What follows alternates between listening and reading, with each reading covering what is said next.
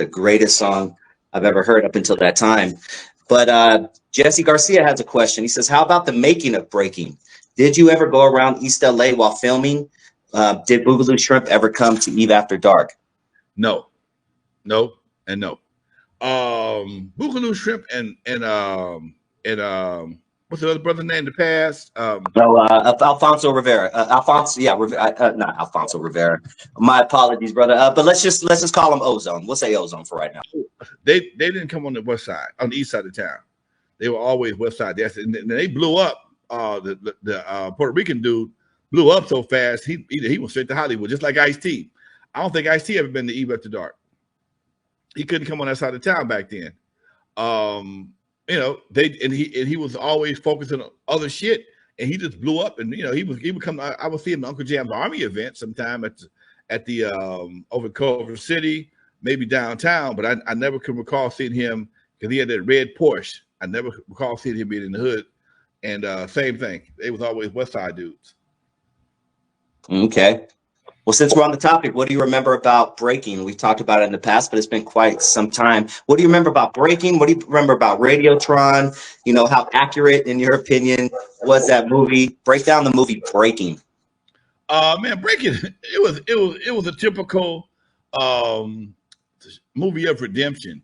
You know, they got the club, they got the little spot, and isn't that the one where they was going to. They had to try to save the room by doing some kind of event or something. Yeah, they had the same miracles, man. So they were, you know, dressed up in bright pastels and all that. Yeah, the real Radiotron was a goddamn dump. It was basically, when I went there, it was basically like it was an abandoned building and they just going in there with party on certain nights.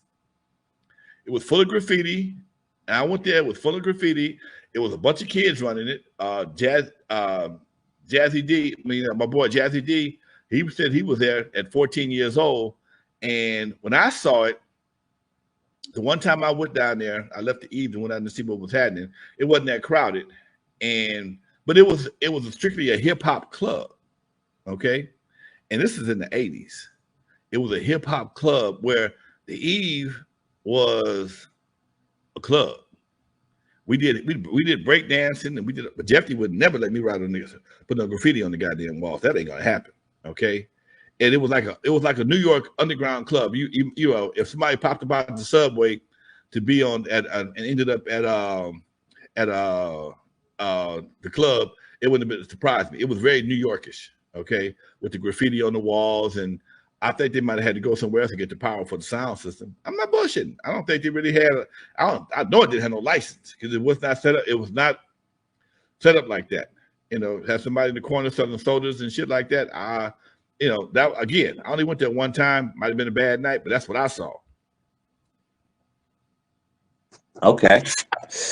Now, tell us about Duffy Hooks, whose contributions you say are often overlooked. Duffy Hooks, man, was what we call a record hustler. Duffy was out of New York. He came to LA, him and his brother, and they would just go from different record stores, buying and selling records. Because you know, if you didn't have the record, if you knew somebody had a hot song, you knew where to get it from. You go to the One Stop or the distributor. You buy something for cash. You take it someplace else and flip them right quick. That's what he was flipping them. All right. And but then Duffy, when he got smart, he started doing the remake thing by taking all the hot songs and do a rap to it. He did a Radioactivity rap, another one. He did a When Doves Cry rap. He did I think he did a Rick James song, a rap too, on his label, Rapper's Rap label. That's where Flash came from. DJ Flash came from that. And then he was also the one that convinced Michel'le to get into the distribution business. Because Michel'le was just a pressing plant, but because Duffy knew all the distributors on the West Coast, he put together this network, and Don kind of took it over from there. That's my understanding. Can you tell us about your first party, Lonzo, from the day you woke up from the time you woke up that morning to you falling asleep probably the next day. Tell us about your first party that you threw. The first party I ever threw was a party to raise money for the Charismatic Vegas Club. I was in this car club. I was the vice president. It was called the Charismatic Vegas. We met every Sunday at Will Rogers Park in Watts. And all the other car clubs had jackets, and we wanted to get some jackets. And I found a place right here, not far from my house, on Figueroa and Rosecrans that made jackets. And we went in there. Me and my partner Wayne went in to see how much jackets cost. And back then they were real cheap. They was like maybe $10 per jacket. We even went to lettering and shit. And we had about, I don't know, about 20, 30 members. And so we, nobody had no money. So me and Wayne put our money together and we gave a dance. Everybody was supposed to put money together to give a dance to raise money for the club. But nobody put no money up but me and Wayne. And that whole day, I was nervous because I didn't know how this was gonna work out. We still owe this man like $150. And I didn't know what was gonna happen. And man, we at the West Chester, Washington golf course, still right there on the 120th and Western. Man, these youngsters showed up and showed the fuck out. We had all the girls from Regina Chaley and everybody else with a swinging dick between here and Gardena and Compton. They showed out and showed up. At the end of the night, after we paid homeboy the money, put the money aside for the jackets, shit, we still had about $600 left, man, about $600. I got $300 for DJing. Oh man, I was sprung. I might as well have been a crackhead.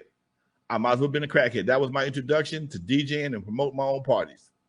And that night, what goes into a party? Oh, go ahead. I was gonna say, what goes into a party? From the beginning to the ending. What'd you have to do? Back then, man, it was all flyers, jumping out everywhere, just jumping out. We'd be at the red lights. We blocked traffic, just passing out. That was like some television shit for real. We do that shit like a TV. We pull up to the bus stop, hit people up at the bus stop, make sure we went to the school. We had full sheets of paper, man.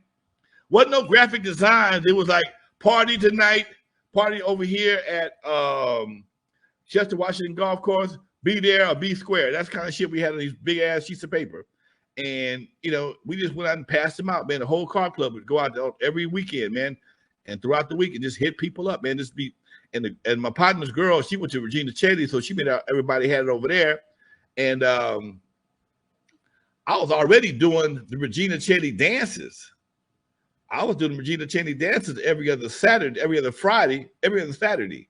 And so I was already in the mix, so they knew me. And dude, that shit just took off. It blew up. It blew up. And it just changed my life.